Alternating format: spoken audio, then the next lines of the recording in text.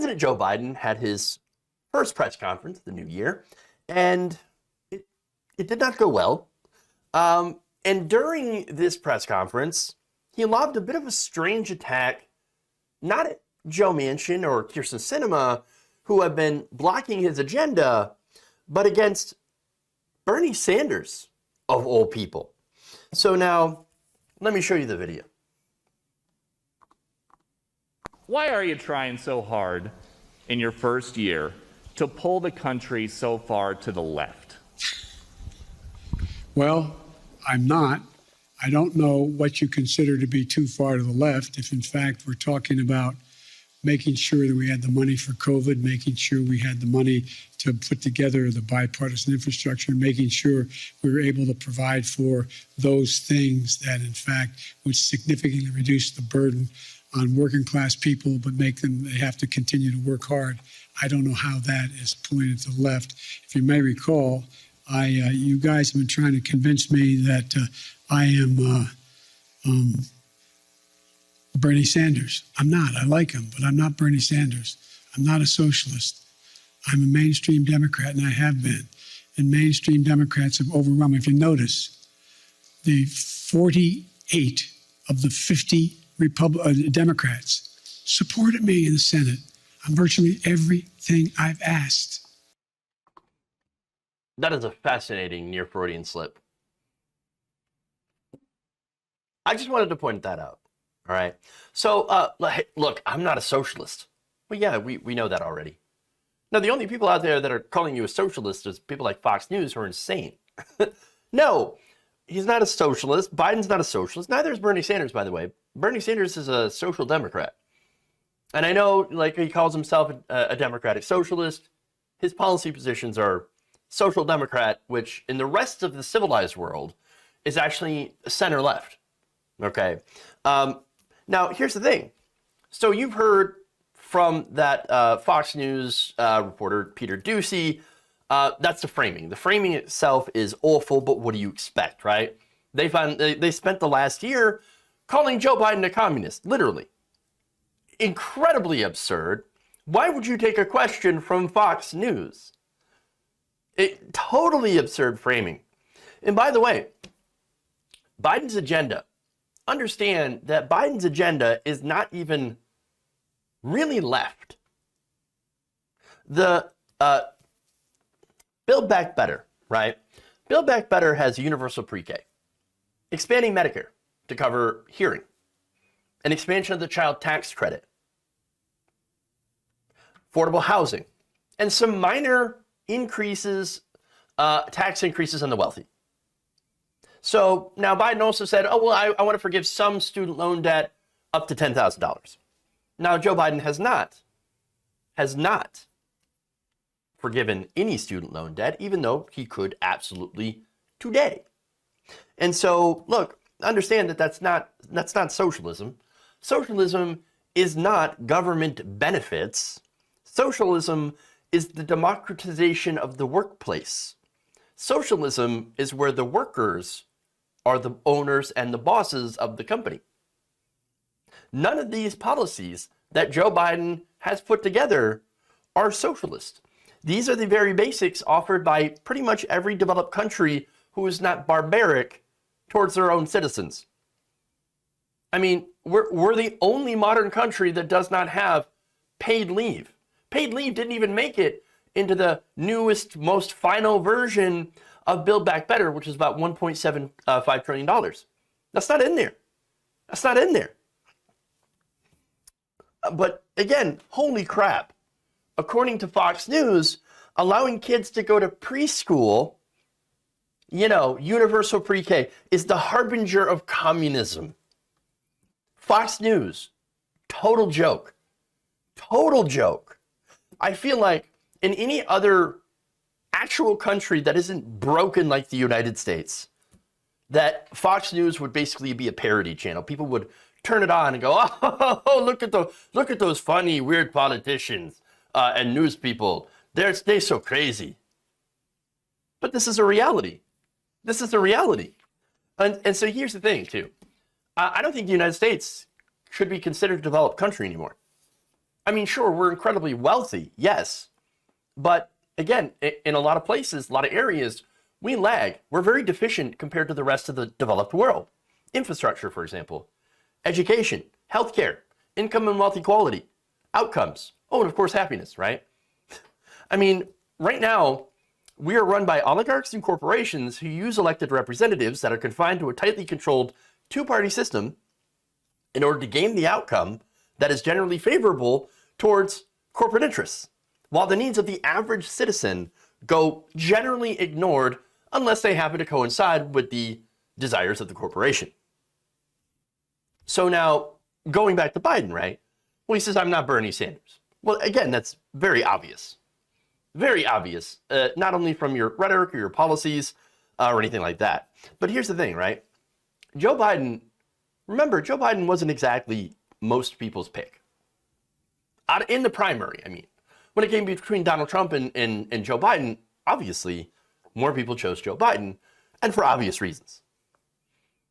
But again, during the primary, the establishment was so freaked out by the possibility that Bernie Sanders could have won Super Tuesday and then went on to, of course, win the nomination and beat Donald Trump, that, Biden's old friend, Barack Obama, former president, also very well liked, by the way, he decided to make a few well-placed phone calls to convince most of the other candidates to basically drop out and coalesce around Joe Biden, basically giving all those other voters, directing them towards Joe Biden.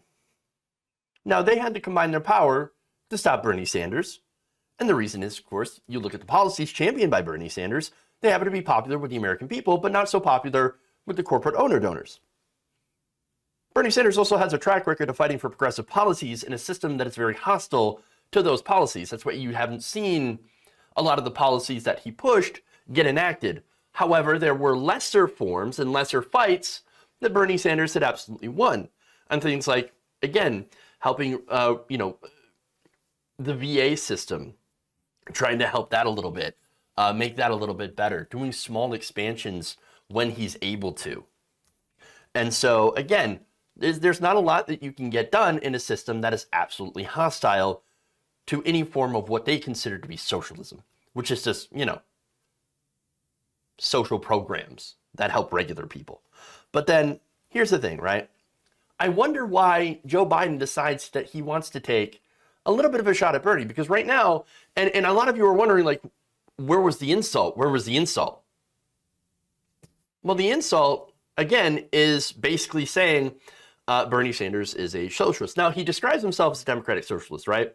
But remember, in American media, that it's a pejorative. All right? And so that's a pejorative, that's used as a pejorative, especially among the older electorate.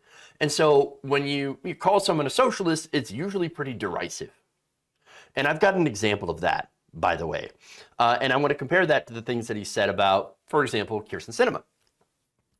So now, that said, before I do that, I just got to note that it's not Bernie Sanders that is stopping Biden's agenda. And we've already seen the blame begun. It started with, some other hosts on cable news, and then it went to Hillary Clinton coming out and saying, well, we need to start being more moderate. We need to ignore the progressives. Oh, it's fine to fight for things, but we got to be a little bit more pragmatic and go for what actually wins. Well, what wins is popular policy, not do-nothing centrism. And that's what it is. And if you can remember, Joe Biden ran as a guy who I am a moderate, I can get things done. I can work with Republicans. You were there during Obama. You were there when Republicans said, no, we're not going to do anything with Obama. What makes you think that you're different, considering that you've watched the same cable media that I have, okay? You've seen the exact same things that I have.